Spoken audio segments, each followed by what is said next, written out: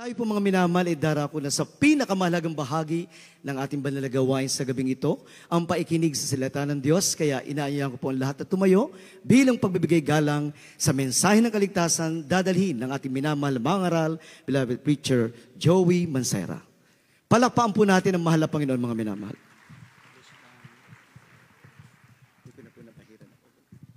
God bless you, my beloved co-preacher, beloved brother Bob and Espiritu. Tayo pong lahat ay magkaisang dumalangin, mapagpala naming Ama Diyos na makapangyarihan sa lahat, sa matamis na pangalan mo, pinakamamahal na Panginoong Hesus, sa pangunang dalangin ng aming minamahal at kagalang-galang na pastor, evangelist, Wildis Radalmeda, yung end-time prophet. Narito po kami, nagpapasalamat sa tagumpay ng iyong banal na gawain. Pinakamamahal na Panginoong Hesus, bago po sa pakikinig ng iyong banal na salita, kami po'y taus-pusong nagpapakumbaba, humingi ng kapatawaran sa amin nagawang pagkakasala sa iyo. Ikaw po ang maglangis at pagpalain mo po kaming lahat. Ito ang aming samot panalangin sa makapangyarihang pangalan ng pinakamamahal na Panginoong Hesus, at sama-sama naming sinasaway, pinapalayas ang lahat na masamang espiritu ng hadlang, all demons of hindrances, doubts and unbeliefs cast out in the name of our dearest Jesus. Amen. Praise the Lord. Ang pinakamataas sa pagpupuri, pagpapasalamat, pagluwalhati sa ating pinakamamahal na Panginoong Hesus. And we give double honor and respect to our dearly beloved and honorable pastor, evangelist, Wildis Radalmeda, the end-time prophet of our loving God.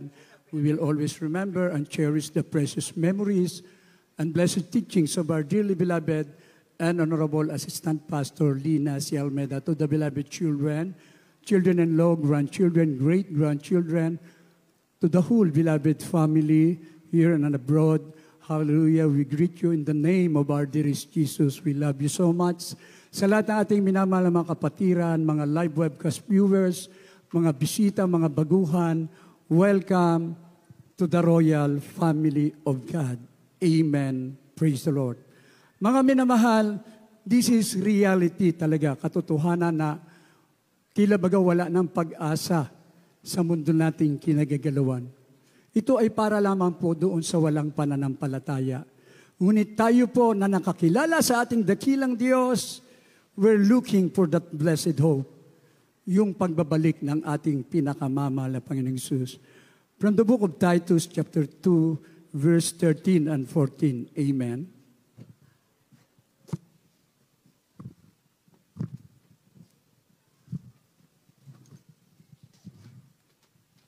Chapter 2. The book of Titus, chapter 2, verses 13 and 14. Looking for that blessed hope and the glorious appearing of the great God and our Savior, Jesus Christ, who gave himself for us, that he might redeem us from all iniquity and purify unto himself a peculiar people zealous of good works.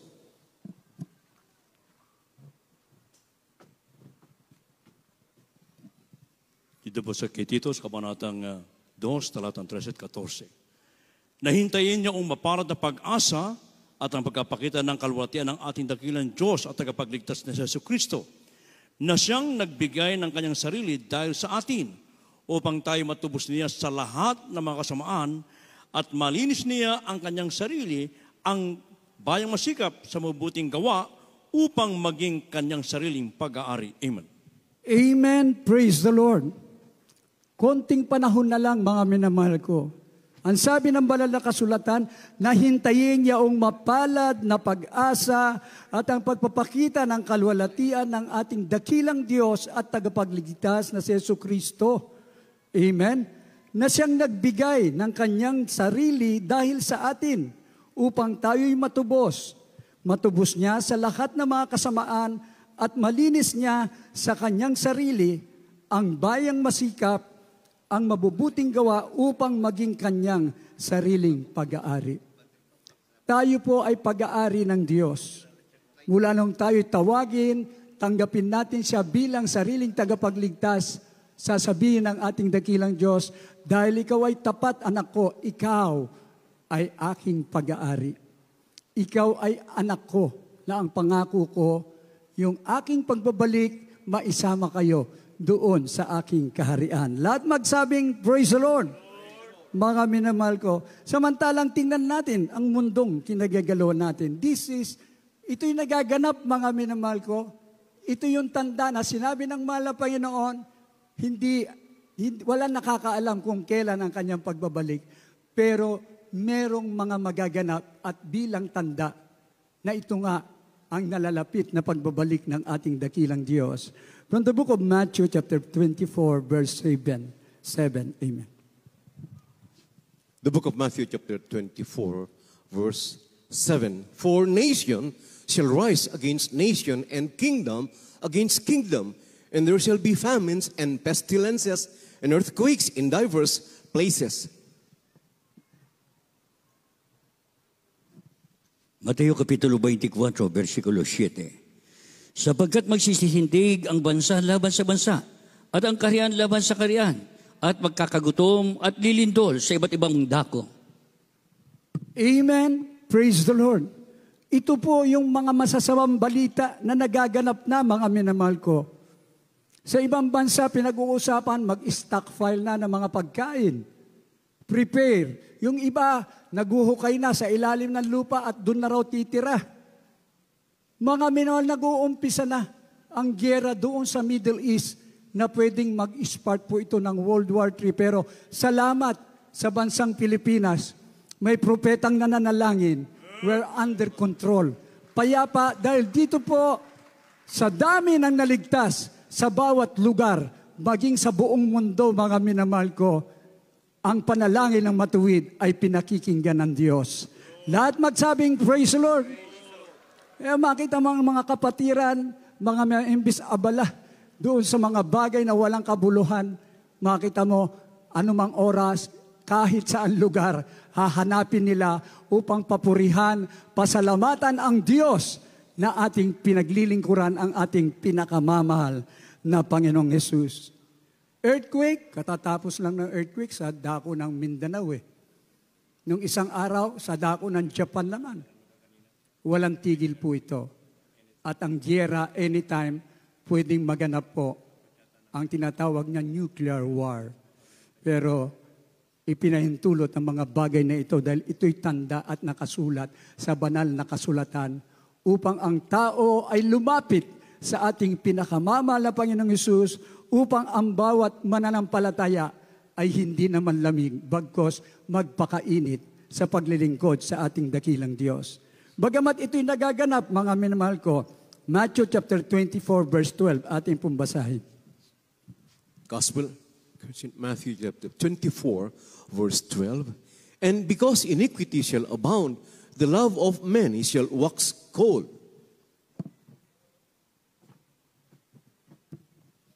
Ito po sa Mateo, kabanatang 24, talatang 12. At dahil sa pagsagana ng katampalasanan, ang pag-ibig ng marami ay lalamig. Amen. Amen. Praise the Lord. Ito na po yung panahon natin. Sumasagana sa katampalasanan. Ang tao talaga pong hindi na naniniwala sa Diyos. Sinisisi pa nga ang Diyos, mga minamahal ko. Sa panahon na ganitong sitwasyon, naranasan ng bawat mananampalataya. Kahit anong mangyari, kalamidad, baha, earthquake, gyera, mga minamahal, dito sa itinurong pananampalataya ng propeta ng Diyos, hindi ka matitinag. Lahat magsabing, praise the Lord. Dahil umaasa ka, bawiin man ang buhay mo sa mundong ito, talagang sigurado ka sa langit, mas mapalad ka. Lahat magsabing, praise the Lord. Kaya ayaw tayong puksayin ng dyablo Dahil pag ang matapat na Kristiyano ay namatay, for me to live is Christ and to die is gain, papuntang langit yan Lahat magsabing, praise the Lord. Ang programa ng dyablo, mga minamahal, tuksuhin ang mananampalataya. Ipakita ang mga bagay sa mundong ito ang para sa iyo. Ito ang nakakaganda, ngunit ikaw naman ay nagkakasala. Useless lahat. Ngunit ang nais ng ating pinakamamahal na Panginoong Hesus, through the prayer ng ating dearly beloved pastor, iniluluhod tayo, nananalangin, ang ating mga magulang sa ating pinakamamahal na Panginoon upang huwag tayong bumitaw, upang tayo ay totoong 100% nasasampalataya sa ating mahal na Panginoon. Ano man ang mangyari upang masundan natin ang perpektong halimbawa ng ating dearly beloved parents in the Lord and the beloved children. Sa mamatay, sa mabuhay, ngunit habang ikaw ay nandito sa mundo nating kinagagalawan, binibigyan tayo ng kalakasan ng ating mahal na Panginoon. Ibig sabihin, tayo po ang makikipagbaka ng mabuting pakikipagbaka upang agawin ang marami pang tao. Kumbinsihin sila na merong Diyos. Ipatutuo natin sa kanila na tapat ang Diyos na ating pinaglilingkuran, na merong langit na pangako ang ating mahal na Panginoon. Tinitiyak natin ang ipinagkaloob mong yan sa iyong kaibigan o kamag-anak, kayamanan yan mula sa ating pinakamamahal na Panginoong Hesus. Kaya sa huling panahon, cleave unto the Lord. Magsipanatili kayo sa ating pinakamamahal na Panginoon. Wala nang bibitaw, mga minamahal. Sayang yung paglilingkod natin, maging ikaw baguhan o matagal na sa banal na iglesia, pagkatapos bibitaw ka pa, sayang lahat, mga minamahal ko. Nasa huli ang pagsisisi. Kaya ang gagawin natin sa huling panahon, magpakatatag tayo, magpatuloy, at lagi tayong kakapit sa bisig ng ating mahal na Panginoong Hesus. From the book of Acts chapter 11, verse 23, Amen. The book of Acts chapter 11, verse 23, who when he came and had seen the grace of God, was glad and exhorted them all that with purpose of heart they would cleave unto the Lord.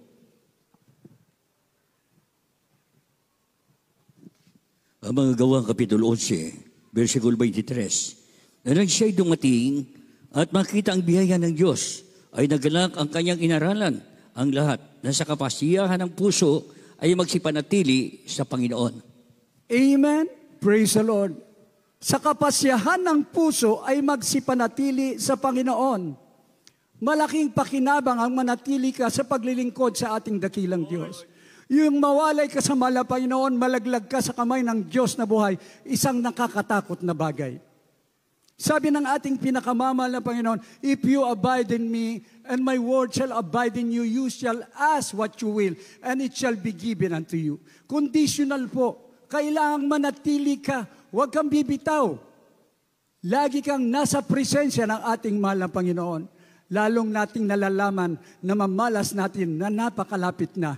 Ito yung tanda na malapit na ang pagbabalik ng ating pinakamamahal na Panginoon.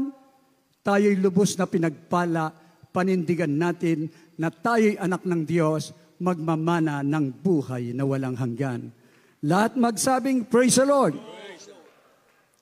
At ang Diyos, pangako niya, siya ay sa atin. Hindi niya tayo pababayaan. Revelation chapter 21 verse 3, atin pong basahin. The book of Revelation chapter 21 verse 3. And I heard a great voice out of heaven saying, behold, the tabernacle of God is with men, and he will dwell with them, and they shall be his people, and God himself shall be with them and be their God.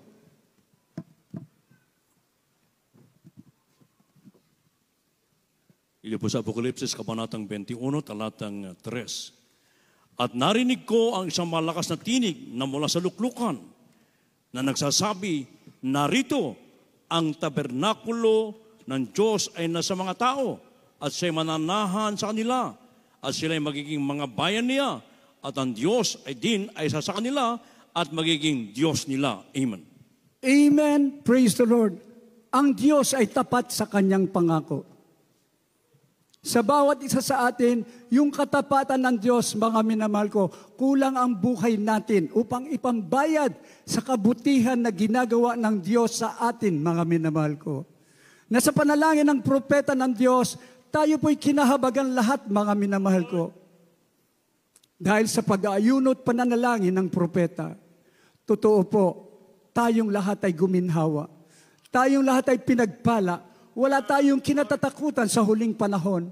Yea, though I walk through the valley of shadow of death, I will fear no evil. Yan po ang pamantayan natin. Ang sabi po sa pangako ng ating mahal na Panginoon, at narinig ko ang isang malakas na tinig mula sa luklukan na nagsasabi, narito ang tabernakulo ng Diyos ay nasa mga tao at siya'y mananahan sa kanila. At kanila'y magiging bayan nila at ang Diyos din ang sasa kanila at magiging Diyos nila. Lahat magsabing, praise the Lord. Purihin ang ating pinakamamahal na Panginoon. Kaya habang tayo'y naghahanda sa pagbabalik ng ating mahal na Panginoon, we must always be ready. Kaya ang katanungan, are you ready now to face dearest Jesus? Prepare, mga minamahal. Ngunit habang nandito tayo, makikipagbaka tayo ng mabuting pakipagbaka. Salamat sa panalangin ng propeta. That was Tuesday, I am in between life and death. Ngunit ang Diyos, pag tinawag ka niya, may layunin pa siya upang maunawaan natin that for me to live is Christ and to die is gain. Kung buhayan ako ng Diyos, gagamitin ko ang aking huling lakas upang maipamalakaya ang salita ng Diyos at ipagsabi, tayong lahat ay magsipaghanda sa pagbabalik ng ating mahal na Panginoon. Ngayon maisisigaw ko, buhay ang Diyos na nagpagaling sa akin. Buhay ang Diyos sa kanyang katapatan. Kaya sa huling panahon, magpakatatag po tayo. Atin pong inaanyayahan ang lahat ng ating minamahal na mga bisita, mga baguhan, maging ating live webcast viewers, habang pinaghahanda po natin ng ating mga musician, mga minamahal ko. Sabi po sa aawitin natin, someday we will be in heaven, standing on the presence of the Lord. He will reward those who accept Him. He reward those who receive Him in their hearts. Are you ready now to face dearest Jesus? Amen and amen. Praise the Lord. Hallelujah. Praise the Lord. Habang ibinibigay ko po ang buong pagkakataon sa ating beloved co-preacher, beloved Brother Hilcors, para sa altar.